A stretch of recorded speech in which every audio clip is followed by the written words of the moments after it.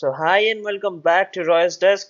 This video is going to be a very interesting video because we are going to pair this notch filter circuit with our audio oscillator in order to check if we can get any better results with the THD measurement. Well, spoiler alert, we are going to get very good values. But in this video, we will know how a notch filter actually works. Then we will design one notch filter and we will test the frequency response of the notch filter. Then we will pair it up with the audio oscillator circuit and do the THD measurement test. So grab your favorite drinks and let's get started. So before going into the circuit, let us understand a little bit about the basics. So we know a high pass filter allows everything higher than the cutoff frequency. So if you do the board plot, it will look like this, where this point is the cutoff frequency FC, and a low pass filter, just the opposite of this, allows everything before the cutoff frequency or lower than the cutoff frequency, which is like this. If we do the board plot, this is the FC, and if you combine these two, we form something called a band pass filter, which looks like this, where this point is the cutoff frequency of the high pass filter and this point is the cutoff frequency of the low pass filter. And band pass filters are generally for filtering out a range of frequencies, say from 200 Hz to 2 kHz. If we say we want a band pass filter from 200 Hz to 2 kHz, we need a high pass filter of cutoff frequency 200 Hz and a low pass filter of cutoff frequency 2 kHz under ideal conditions, obviously. But this is how we design a band pass filter. And normally we can represent this band pass filter like this: the high pass filter cutoff frequency and the low pass filter cutoff frequency, which are different obviously. Well, notch filter is just the reverse of the band pass filter, where this two, high pass filter cutoff frequency and low pass filter cutoff frequency, if I write it like this, are same. So if we make this two same, our graph will look something like this. Is the low pass filter cutoff frequency, LPFC if I write, and this is the high pass filter cutoff frequency, and what we have in this point is called a notch, because this notches out a particular frequency. Well, our target in here is to take out a particular frequency in ideal conditions, but practically this does not happen. We attenuate even other frequencies nearby also, but this is how a notch filter works. Well, ideally a very good, well-designed notch filter will look something like this, but practically what we will get is something like so, where if I say that this is 1 kHz, the high pass filter cutoff frequency and the low pass filter cutoff frequency is 1 kHz, and we are notching out, or we are taking out 1 kHz in here. Our nearby frequency, say 2 kHz, is also having some attenuation at this point. Say if this is 0 dB, we are having some attenuation or seeing some attenuation, say minus 6 dB at this point at 2 kHz also, and followed by say 3 dB down or minus 3 dB attenuation to 4 kHz in here, and followed by other frequencies. Similarly, the other side 500 Hz also we will see some attenuation. And for audio people, this is very much used to reduce or take out the hum, 60 Hz or 50 Hz hum that we get from our power supply. But why do we need this notch filter is the biggest question now. In order to understand that, we have to again go back to our spectrum analyzer data that we received from the sine wave. If you remember, when we plotted our sine wave in frequency domain, what we got is a fundamental. For example, I'm just taking 1 kHz in here. This point I'm taking as 0 dB. Our second harmonics, which is 2 kHz, say for example we are having it as 100 dB. Just forgive my handwriting, I'm not very good in writing in the whiteboard. If we talk about the third harmonics, which is 3 kHz, and we say we are down to minus 105 dB, and it will be followed by other harmonics also, but that's not important. And this is frequency domain, this is dB, dBV ideally, or dBFS, whatever you want to call it. But this is how the spectrum analysis of a sine wave looks like. And our problem in this case is that we are not able to record this 100 dB or 105 dB precisely. The main reason is because our fundamental in here is already at 0 dB. Well, in order to understand in a proper way, it is very much similar to what we have in our multimeter. Say we want to measure the voltage in millivolts range, but we have our selector switch in volts range. That would mean that we are not able to measure the millivolts precisely because we are already in the volts range. We need to bring down our range selector so that we can measure the millivolts precisely. But in here we have selected volts so that we can cover this 0 dB, right? But we want to say this is, just for example, take this as volts range, or maybe this is just for example, don't get confused. Say this is 10 volts, and this in here, say it is 1 millivolts. You understand the difference? We are trying to measure 1 millivolts in 10 volts or in volts range. That is really not possible or won't give this data precisely. So what we need to do now is take down our fundamental or attenuate our fundamental minimum to 60 dB in here. So this point is minus 60 dB. Obviously this is not to scale, just for example I'm showing you. So we need to bring down our fundamental to minus 60 dB so that we can measure, or so that our selector switch in here gets moved to millivolts range, so that we can measure the second, third, fourth, whatever harmonics are there followed by the fundamental precisely. And this 60 dB is going to be achieved by our notch filter, because our notch filter takes out a particular frequency. If you remember, it takes out a particular frequency. Well, ideally it doesn't fully minimize that particular frequency, it attenuates it. So the practical condition graph will be something like this, where this will be minus 60 dB, where rest of the other frequencies will be 0 dB.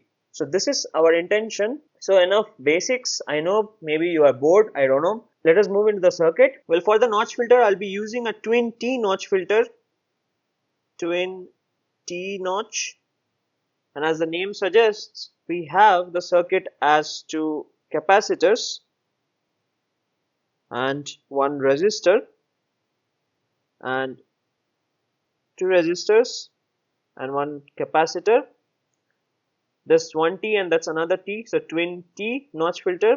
That's the ground. The values are, this are C, this are R, this is R by 2 and this is 2C. The cutoff frequency equation is still the same, 1 by 2 pi RC. Well, ideally you can make it even better. You can have one buffer in here like so, and there is another way of making the notch sharper. We have a resistor network, say this is R and this is 10 into R, and we take this and feed it to an op-amp, and instead of this ground we will say this is node A, this is node A. It will be like this. So these 2 points are not connected to ground anymore. These 2 points are connected to this node of the op-amp. I won't include this part of the circuit. I'll have a circuit like this with a little bit of gain. Well, this circuit is there in the Janus card document. I'm going to use the same circuits with obviously different values, but first we will test the circuit with just the passive components, with just the capacitors and the resistors. I've used one potentiometer to fine adjust this, and two potentiometers together with these two resistors so that we can fine adjust this. We have to precisely adjust these values in order to get a proper notch. So I connected this notch filter between the output and the input of the sound card. So this is basically in the loop back mode with the passive notch filter unit connected in between. So let us go over to our laptop and check out the frequency response of this. So we are in our ARTA software now, and we need to go to FR1 or frequency response mode. In here, let the generator be in the default settings. Basically, it will just put some periodic noise, and as you know, noise will have all kinds of frequencies in a defined spectrum. So that noise will pass through our notch filter, and it will compare the input amplitude of the noise with the output amplitude, and it will do a Bode plot by which we can see or look at the response of our filter. Let's just press start recording. I have already adjusted the multi-turn potentiometer such that both the sides of the notch kind of gives out the same response. Yeah, definitely the notch is at 1684 Hertz, and the notch we are getting is minus 71 dB. As you can see, it's already attenuated since this is a passive notch filter. So an attenuation of close to minus 6 to minus 10 dB is expected. For example, take this 1684 as our fundamental frequency. So the second harmonics will be 1684 multiplied by 2, that gives us 3368 Hertz. So let us go to 3368. So at 3368 we can see an attenuation of minus 12 dB. We have to take this into account while calculating our THD figures manually. We have to subtract this attenuation also with our second harmonics energy that we are getting. So now let us design the circuit for our active notch filter. Now this is the notch filter circuit that is there in the NSCART document. You will get the link of this document in the description as usual, and this is the circuit that I'll be using. Here is our twin T, and this is the gain op-amp. I'll be sticking with OPA1611 for the op-amp in here because it's a very low distortion op-amp, and there are very minor modifications from the NSCART document circuit in here, and that's the PCB.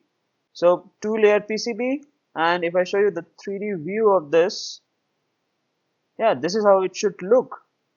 So our next task is to generate the Gerber file, and let's go to line circuits and order the PCBs and wait patiently for it to get delivered. So it's been a week and I have finally received my package from Lion Circuits. So let's unbox it and see how the PCB quality stacks up.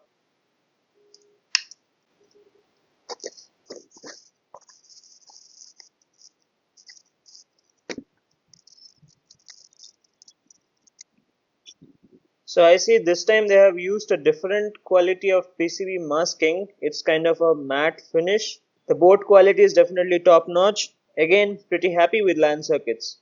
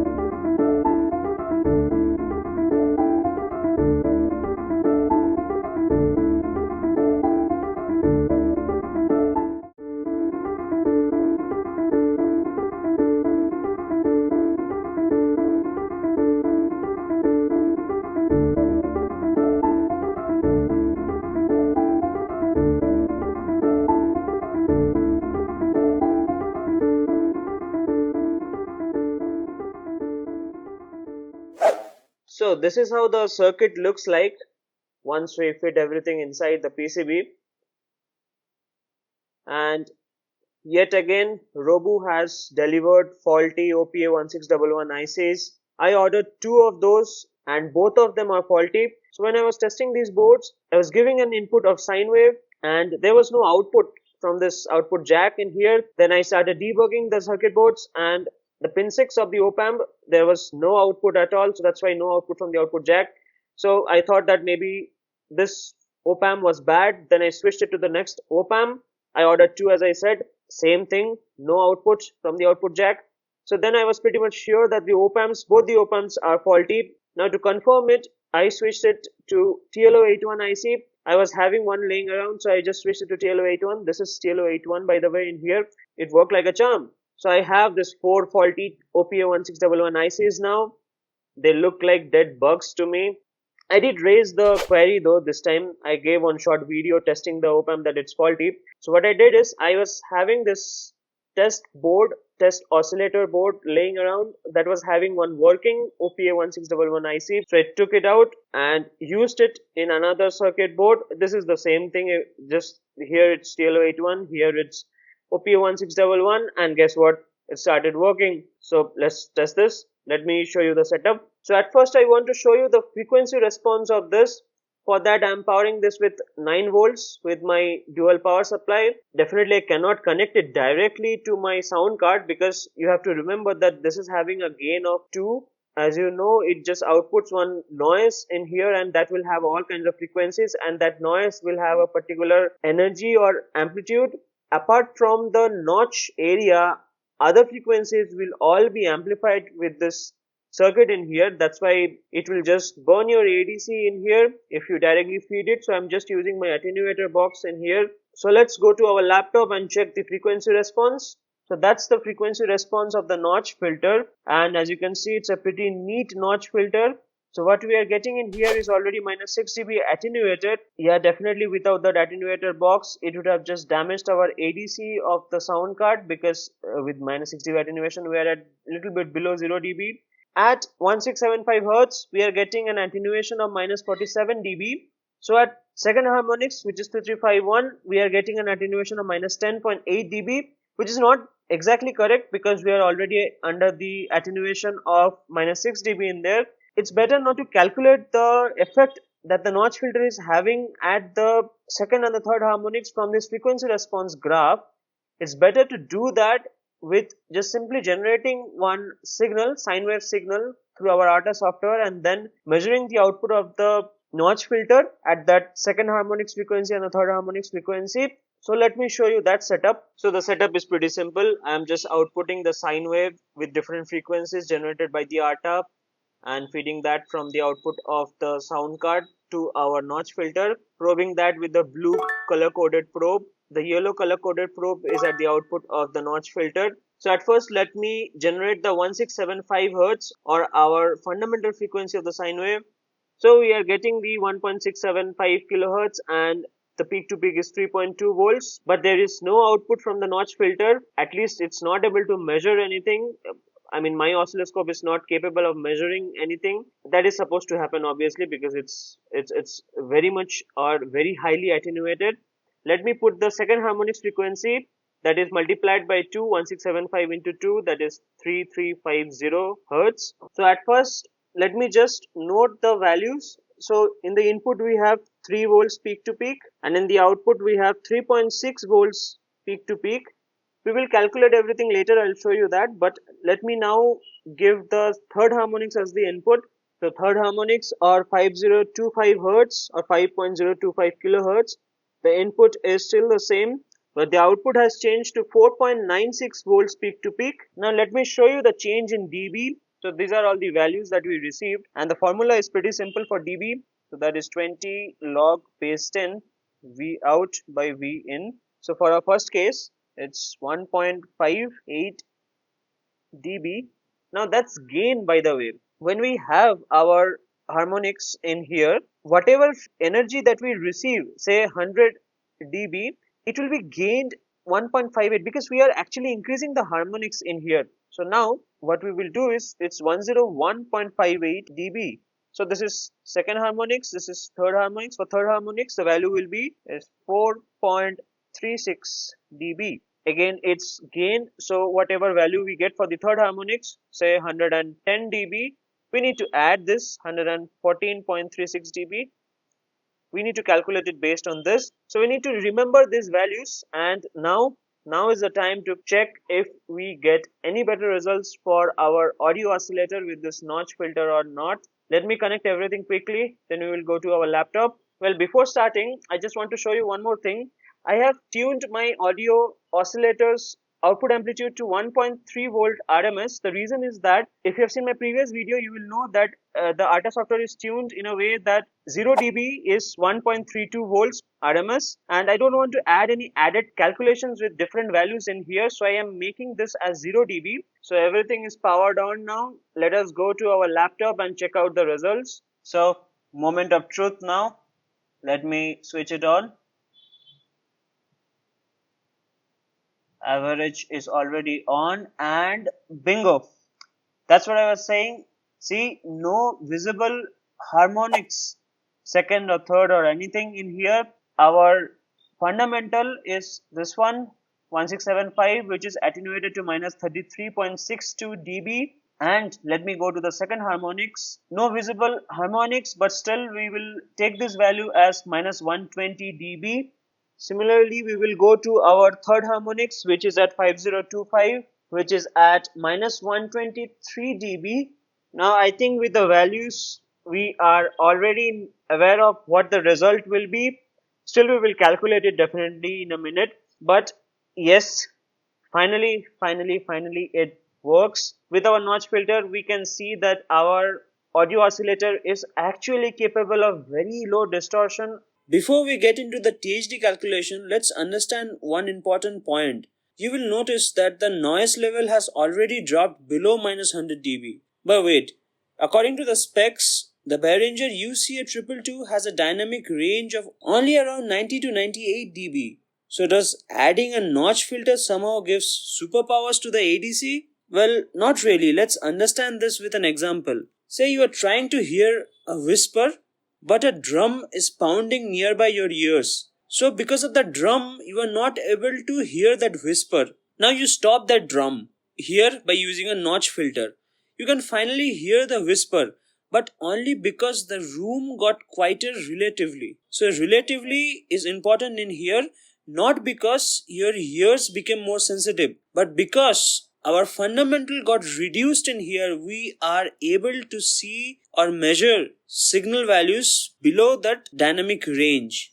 So these are the values that are recorded from the ARTA software, and I added the gain factors also to the second and the third harmonics. Now let us do some math and determine the THD value. So we know that, say, for second harmonics, the formula is 10 to the power our energy, that is 121.58 divided by 20.